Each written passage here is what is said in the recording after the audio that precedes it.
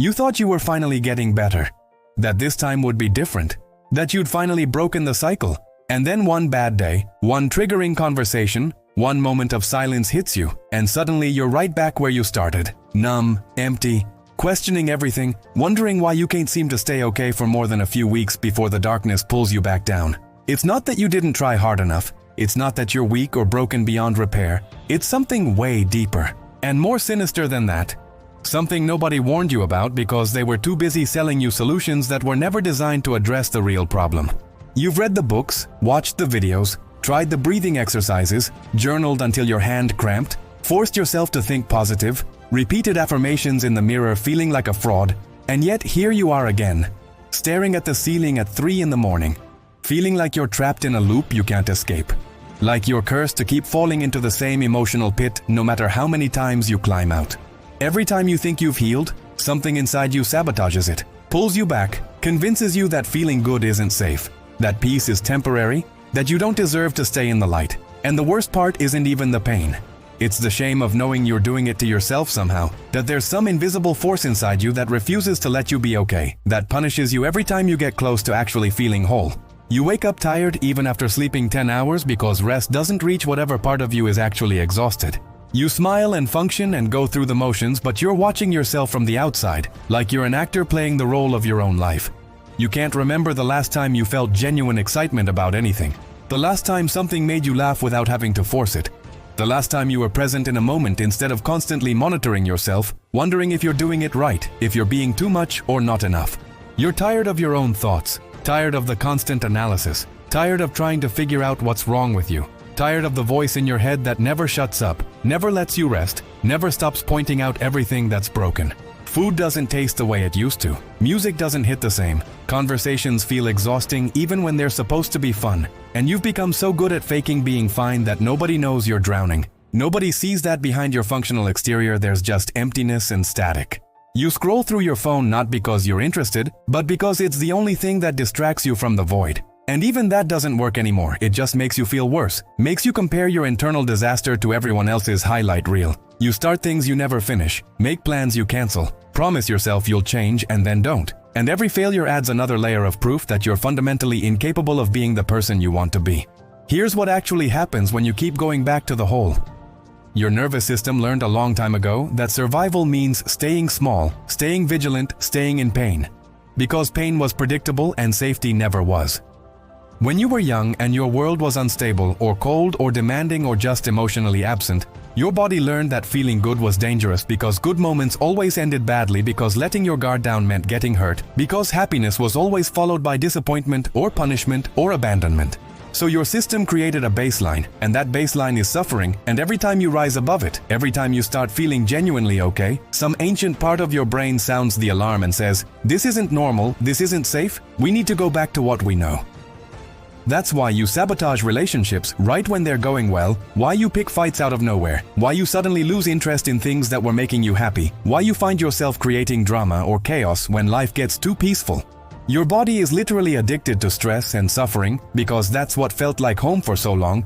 That's what your system recognizes as normal, and anything else feels foreign and threatening, even though logically you know it's what you want. You're not weak for going back to the hole. You're fighting against years of conditioning that taught you the hole is where you belong. That darkness is safer than light. That pain is more trustworthy than peace. The brutal truth nobody wants to tell you is this. You keep going back to the hole because some part of you believes you deserve to be there, and that belief wasn't formed by you. It was installed in you by people and experiences that taught you your worth was conditional, that love had to be earned, that you were only valuable when you were useful or perfect or invisible. You learned that your needs were too much, that your emotions were inconvenient, that taking up space was selfish, that asking for help was weakness. And you internalized all of that until it became your identity, until suffering became so familiar it felt like personality. Every time you start to heal, that old programming kicks in and whispers, "Who do you think you are trying to be happy when you're fundamentally flawed, when you've always been the problem, when everyone who was supposed to love you couldn't fully show up? You're carrying shame that isn't even yours, guilt for things you didn't do, responsibility for other people's emotional failures. And that weight keeps dragging you back down because you never learned that you could put it down, that it was never yours to carry in the first place. The reason therapy and self-help and positive thinking don't work long-term is because they're trying to add new thoughts on top of old programming, instead of going down into the basement and ripping out the faulty wiring that's been running your entire system since childhood. But here's what can actually change things, what can actually break the cycle instead of just managing it. You need to stop trying to fix yourself and start recognizing that you're not broken, you're just traumatized, and trauma doesn't respond to logic or willpower or inspiration. It responds to safety, to consistency, to proving to your nervous system over and over that it's okay to let go now, that the threat is gone, that you're allowed to feel good without waiting for the other shoe to drop. Start small, stupidly small, so small your sabotage mechanism doesn't even notice. Do one thing today that feels safe and good, something that doesn't require you to be productive or impressive, or healed, something that's just for you because you exist, and that's enough. Tell yourself out loud, I'm allowed to feel okay. Even if you don't believe it, even if it feels ridiculous because you're training your brain to hear a different message than the one it's been running on autopilot for years. Notice when you start to feel good and immediately want to destroy it. Catch yourself in that moment before you sabotage, and instead of judging yourself for it, just acknowledge, oh, there's that pattern again. That's my system trying to keep me safe the only way it knows how. Stop treating the hole like your enemy and start seeing it as the place you learn to survive, and thank it for keeping you alive, and then gently tell it you don't need it anymore. You're safe now, you can learn a new way. Find one person, just one, who you can be completely real with, who won't try to fix you or inspire you, but will just sit with you in the mess and prove that you don't have to perform to be worthy of presence. You're going to wake up tomorrow and the pattern will still be there. The pull back to the hole will still exist, but now you'll know what it is now. You'll see it coming. Now you'll understand that it's not proof you're broken. It's proof you survived something that required you to break in order to make it through. The hole isn't your destiny, it's your history. And you get to decide if you want to keep living there or if you're ready to build something new on ground that doesn't constantly give way beneath your feet. You're not going back to the hole because you're weak. You're going back because you're human, because change is terrifying, because your system is doing exactly what it was designed to do, which is keep you alive even if it's keeping you miserable in the process.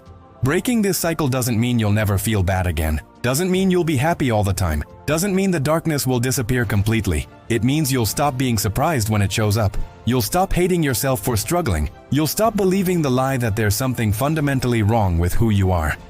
The real reason you keep going back is because you've been trying to climb out using the same rope that's tied to the bottom, the same beliefs that put you there in the first place, the same standards that made the hole feel necessary. Cut that rope, build a ladder out of something different. Out of self-compassion instead of self-punishment, out of honesty instead of performance, out of the understanding that you're not a project to be fixed, but a person who's been carrying weight that was never meant to be yours. This isn't about becoming someone new. It's about excavating who you were before the world taught you that suffering was your only option, before you learned that the hole was home. You've spent so long in the darkness that you forgot light is also possible, that feeling okay isn't a betrayal of who you've been.